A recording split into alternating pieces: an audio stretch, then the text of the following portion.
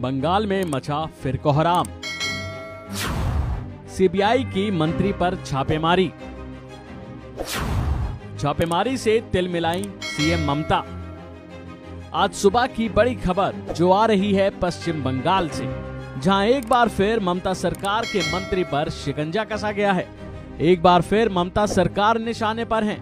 पश्चिम बंगाल में आज सुबह सीबीआई की टीम ने पार्थ चटर्जी के बाद एक और मंत्री पर यहां छापा मारा है। सीबीआई ने आसनसोल में कोयला घोटाले से जुड़े मामले में कानून और श्रम मंत्री मल्ल घटक के ठिकानों पर ताबड़तोड़ छापेमारी की है।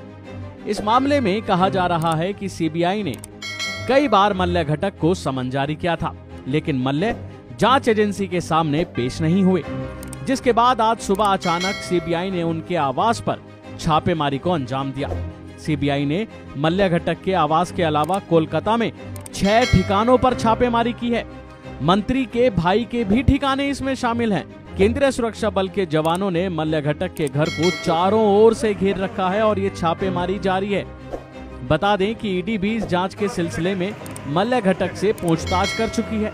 मल्ल घटक आसनसोल उत्तर सीट से विधायक हैं। इस पूरे मामले में आरोप है कि आसनसोल के निकट कुनुस्तोरिया और कजोरा इलाके में ईस्टर्न कोलफील्ड्स की लीज पर दी गई खदानों में कोयले का अवैध खनन किया जा रहा है। तो वहीं इस केस में सीबीआई के मुताबिक जांच में 1300 करोड़ रुपए के वित्तीय लेन देन के संकेत मिले हैं, जो अपने आप में ही एक मोटी रकम है। इनमें से ज्यादातर पैसा कई नामी लोगों के पास गया है। इतना ही नहीं, आरोप है कि हवाला के जरिए नामी लोगों के विदेशी बैंकों के खाते में पैसा जमा कराया गया था। अब सीबीआई इस मामले में तह तक जाने में लगी हुई है कि इसमें कौन कौन शामिल हैं। दोनों जांच एजेंसियां ये पता लगाने की कोशिश कर रही हैं कि ये घटक की कोयला घोटाले में क्या भूमिका थी, मंत्री इसमें क्या भूमिका निभा रहे थे। बंगाल के पश्चिम हिस्सों में ईस्टर्न कोलफील्ड्स लिमिटेड कई खदानें चलाती है, जिस पर आरोप है कि ये बीते कई सालों से अवैध रूप से खनन किए गए कोयले को काला बाजार में बेचती है। जाहिर है कि सीबीआई की ये कार्रवाई ऐसे वक्त पर हुई है जब कुछ समय पहले ही शिक्षक घोटाले को लेकर ईडी ने ममता सरकार में कैबिनेट मंत्री पार्थ चटर्जी को गिरफ्तार किया था। बता दें कि पार्थ और अर्पिता मुखर्जी का नाम खूब सुर्खियों में था।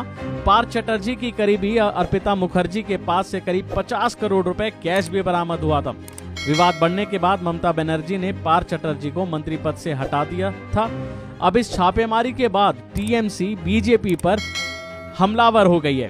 टीएमसी का दावा है कि बीते विधानसभा चुनाव में बीजेपी को हार का मुंह देखना पड़ा था, जिसके बाद बीजेपी हार के बाद लगातार केंद्रीय एजेंसियों का राजनीतिक रूप से इस्तेमाल कर रही है। बहरहाल अब देखना है कि इस मामले की और अपडेट क्या आती है। अभी के लिए फिलहाल इतना ही।